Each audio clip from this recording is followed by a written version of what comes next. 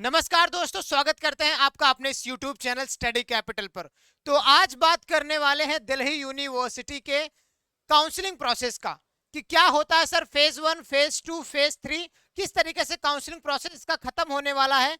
यानी कि आज हम कंप्लीट इस वीडियो में डिस्कस करने वाले हैं फेज 1 का, फेज 2 का, फेज 3 का, और इसका कंप्लीट प्रोसेस जानने वाले हैं दिल्ली यूनिवर्सिटी के काउंसलिंग प्रोसेस का। तो वीडियो में बने रहिएगा, चैनल को कर दीजिएगा सब्सक्राइब, बेल आइकन को कर दीजिएगा प्रेस। और अगर आपके पास में कोई भी क्वेरीज होगी काउंसलिंग से रिलेटेड, तो आपके पास में ये व्हाट्सएप नंबर है 9336257345। इस पे चाहे आप कॉल करें चाहे व्हाट्सएप करें, ये आपकी पूरे के पूरे काउंसलिंग में मदद करने वाला है। ठीक है, तो कोई भी छोटी से छोटी इश्यू होती है आप जल्दी कांटेक्ट करके पूछ सकते हैं। तो आज हम इस वीडियो में पूरा का पूरा डिटेल जानने वाले हैं फेज 1, फेज 2, फेज 3 का क्या होता है, क्या मतलब होता है फेज 1 का, फेज 1 में क्या होगा, फेज 2 में क्या होगा, फेज 3 में क्या होगा, पूरा का पूरा डिस्कशन हम लोग इस वीडियो में करेंगे। तो चलते हैं सबसे पहले फेज 1 की तरफ।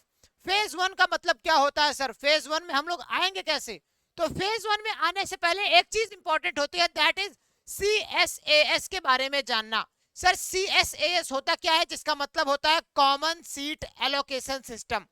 कॉमन सीट एलोकेशन सिस्टम का मतलब क्या है सर, इसका मतलब यह है कि दिल्ली यूनिवर्सिटी अपना काउंसलिंग जो कराती है वो इस नाम से कराएगी, यानी कि इसी वेबसाइट के पोर्टल पे ही आपको काउंसलिंग भी करना होगा, दैट इज CSAS। जैसे अपना bhuonline.in पे होता है, तो दिल्ली यूनिवर्सिटी CSAS पोर्टल पे कराता है।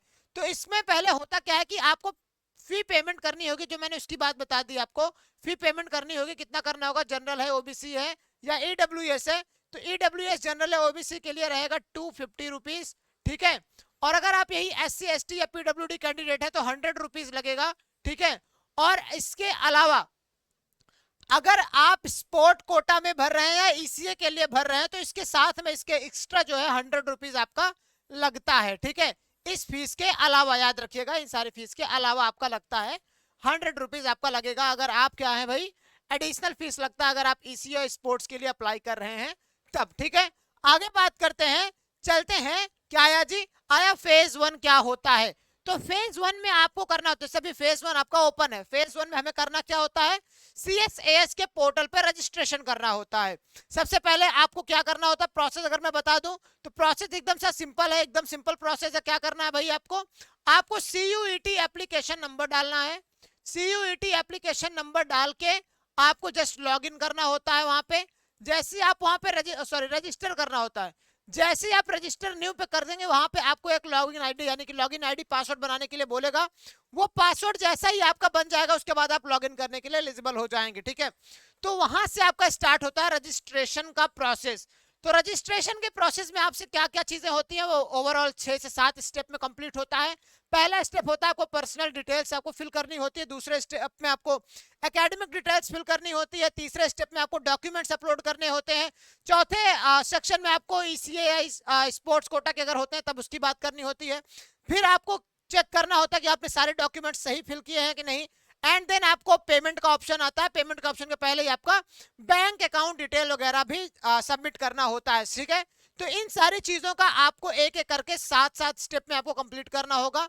अगर मैं बात करूं पर्सनल डिटेल में, तो आपको फोटोग्राफ और सिग्नेचर इंक्लूडेड है, साथ में आपका नाम, आपके पिता का नाम, आपके माता का नाम, DOB आइडेंटिटी और एड्रेस, ये सारी चीजें आपको फिल करनी होगी फेज 1 में ही, जो कि अभी अभी ओपन है। ठीक है, फेज 1 ओपन है अभी। ठीक है, डॉक्यूमेंट्स की अगर मैं बात करूं तो डॉक्यूमेंट्स में आपका 10th और 12th का होना चाहिए, साथ में मार्क्स भी रहे। ठीक है, देन आपका मार्क्स यहाँ पे इंक्लूडेड रहेगा परसेंटेज का। ठीक है, फिर आता है डॉक्यूमेंट अपलोड करने के लिए, डॉक्यूमेंट आपका अपलोड होना चाहिए। ठीक है, यहीं पे अपलोड करना होता है। ECA स्पोर्ट्स में भी आपको जो भी आपकी रहते हैं सर्टिफिकेट्स वगैरह, आपको बताना होता है कि हाँ यस और नो, अगर है तो आपको अपलोड भी करना रहता है। सारे सारे डॉक्यूमेंट अपलोडिंग में सारी चीजें हो जाती है। लास्ट में आपको 250, 100 या एक्स्ट्रा एडिशनल 100 आपको पेमेंट करनी होगी, जिस हिसाब से आपने चूज किया होगा। स्पोर्ट्स कोटा चूज किया तो एडिशनल 100 आपको देना होगा। ठीक है, ये सारी चीजें आपका कंप्लीट हो जाता है फेज 1 में। एक बात यहाँ पे लिखी हुई है भाई कि अगर आप कैटेगरी सर्टिफिकेट अपना क्या कर रहे हो भाई, लगा रहे हैं कैटेगरी सर्टिफिकेट, तो कैटेगरी सर्टिफिकेट हो तो वो आपका 31 मार्च 2023 यानी कि लास्ट 31 मार्च 2023 तक का होना चाहिए। ठीक है, और EWS अगर आपके पास में है, EWS अगर आपके पास में है तो भाई SDM से क्या होना चाहिए, साइंड होना चाहिए उसमें, यानी कि सिग्नेचर किसका होना चाहिए, एसडीएम का सिग्नेचर होना चाहिए। ईडब्ल्यूएस सर्टिफिकेट में, इकोनॉमिकली वीक सेक्शन वाले सर्टिफिकेट में आपको क्या होना चाहिए भाई, एसडीएम का सिग्नेचर होना ही होना चाहिए। चलिए अब बात करते हैं फेज 2 की। तो फेज 2 की अगर बात करें तो फेज 2 आपका तब ओपन होगा जब आपका रिजल्ट आ जाएगा। रिजल्ट आने के बाद ही आपका फेज 2 ओपन होने वाला है, उससे पहले फेज 2 आपका ओपन नहीं होगा। फेज 2 में करना क्या होगा, जो मैंने आपको बताया था, रजिस्टर करने के बाद आपने लॉगिन आईडी, क्या लॉगिन आईडी और आपने पासवर्ड क्रिएट किया था, क्या लॉगिन आईडी एंड पासवर्ड आपने क्रिएट किया था, उसको डाल के आप यहाँ पे क्या करोगे, लॉगिन करोगे। देन आपको करनी होगी सब्जेक्ट मैपिंग। सब्जेक्ट मैपिंग का मतलब क्या सर, मैं अगर आपको बताऊं तो दिल्ली यूनिवर्सिटी उन्हीं सब्जेक्ट्स को अलाउ करती है, उन्हीं डोमेन्स को आपके एक्सेप्ट करेगी जो डोमेन या जो सब्जेक्ट आपने क्लास 12th के बोर्ड एग्जाम में सेलेक्ट किए थे। ठीक है, जैसे फॉर एग्जांपल अगर मैंने फिजिक्स केमिस्ट्री और मैथमेटिक्स क्लास 12th में पढ़ा था, तभी मैं जाके बीएससी के लिए फिजिक्स केमिस्ट्री और मैथमेटिक्स दिखा पाऊंगा, सब्जेक्ट डोमेन कॉम्बिनेशन में सेलेक्ट कर पाऊंगा। अगर मैंने 12th में ये फिजिक्स केमिस्ट्री मैथ के अलावा एक आध सब्जेक्ट और चूज किया था, तो मैं अब सब्जेक्ट मैपिंग में नहीं कर पाऊंगा। ठीक है, अगर मैंने आर्ट्स में इकोनॉमिक्स पढ़ा था, तभी मैं जाके डीयू में इकोनॉमिक्स चूज कर सकता हूं, नहीं तो नहीं चूज कर सकता हूं, वहां पे सब्जेक्ट मैपिंग आपकी गलत हो जाएगी। ठीक है, ये बात डीयू ने स्पष्ट तौर पे बताई थी, इसके पहले भी मैं इस वीडियो में बता चुका हूं, कई बार आपको बताया था। ठीक है, उसके बाद आपको कॉलेज प्रेफरेंस भरना होगा। कॉलेज प्रेफरेंस कैसे भरा जाएगा, कॉलेज प्रेफरेंस भरने का मतलब है, ये आपका क्या आता है, ये एलिजिबिलिटी में ही आप चेक करोगे भाई कि किस तरीके से आपको कॉलेज प्रेफरेंस सेलेक्ट करना है। ठीक है, ये कॉलेज प्लस वो कितने प्रोग्राम आपको ऑफर कर रही हैं, इस बात पे आप उसको कॉलेज प्रेफरेंस भरोगे। ठीक है, जैसे दुनिया भर के मैंने आपको बताया कि ओवरऑल 68 to 70 कॉलेजेस अवेलेबल हैं, दिल्ली यूनिवर्सिटी के अंतर्गत आते हैं। हाँ, 68 कॉलेज हमको लगता है दिल्ली यूनिवर्सिटी के अंतर्गत आते हैं।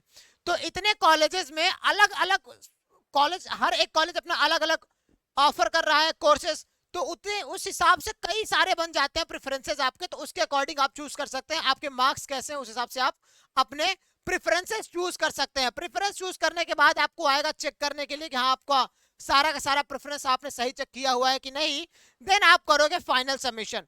आपका यहाँ पे यानी कि आपका ओवरऑल फेज सेकंड में मेन रहता है कॉलेज प्रेफरेंस को सिलेक्ट करना। क्या, कॉलेज प्रेफरेंस को ही सिलेक्ट करना ही आपका ये मेन रहता है। ठीक है, चलिए यहाँ पे आपने कॉलेज प्रेफरेंस डाल दिया, देन आपका ओपन हो जाता है फेज 3।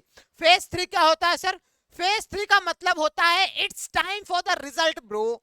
ये रिजल्ट की बात करने लगता है। ठीक है, कि रिजल्ट अब हमारा आएगा, अब मेरे पास में ऑप्शंस होंगे। ऑप्शन मतलब जो मैंने कॉलेज प्रेफरेंसेस सिलेक्ट किया था उसको वो मैच कराएगा विद माय रिजल्ट।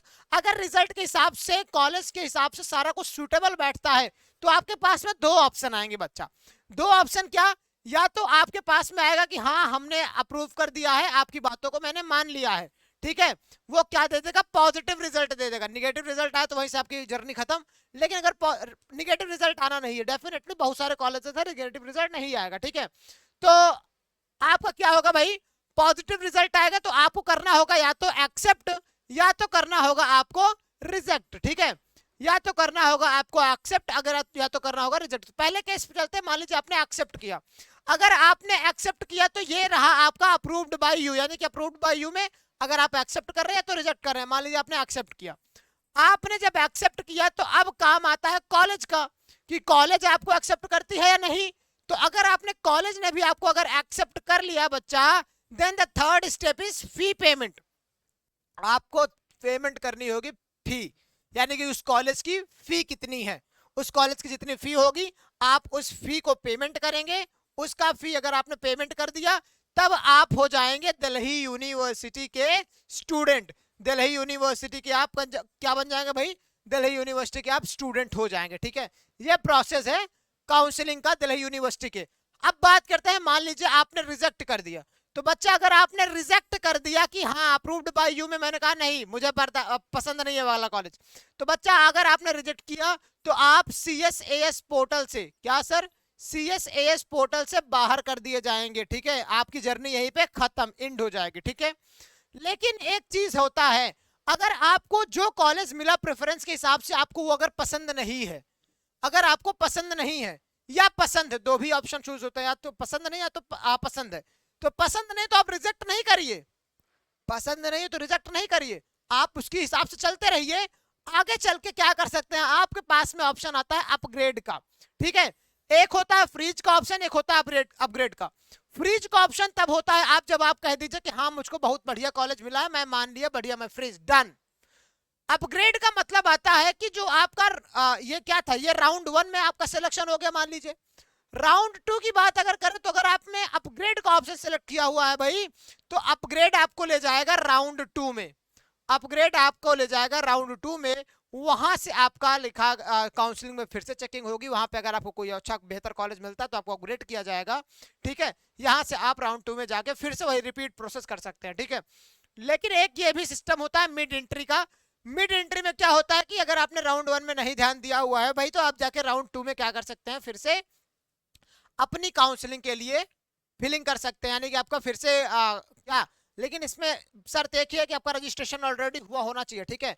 तो आपने क्या किया, फेज 2 को क्या कर दिया, रिपीट किया जा सकता है राउंड 2 के साथ में, ठीक है। फेज 2 को रिपीट किया जा सकता है राउंड 2 के साथ में, ठीक है। प्रेफरेंस एंट्री आप फिर से उसको फिल कर सकते हैं। बस होगा क्या, 1000 रुपए मात्र आपके एक्स्ट्रा लगेंगे, ठीक है। 1000 रुपए आपके एक्स्ट्रा लगने वाले हैं, ठीक है। तो ये होता है मिड एंट्री का कॉन्सेप्ट।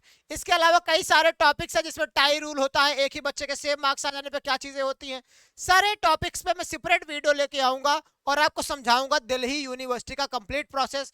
इस वीडियो में बस इतना ही।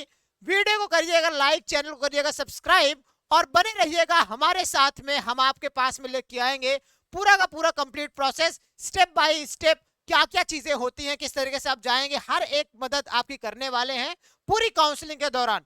तो बने रहिएगा हमारे साथ, हमारे स्टडी कैपिटल परिवार के साथ। Wish you all the very best, पढ़ाई करते रहें और आगे बढ़ते रहें। मिलते हैं अगली वीडियो में, बाय बाय।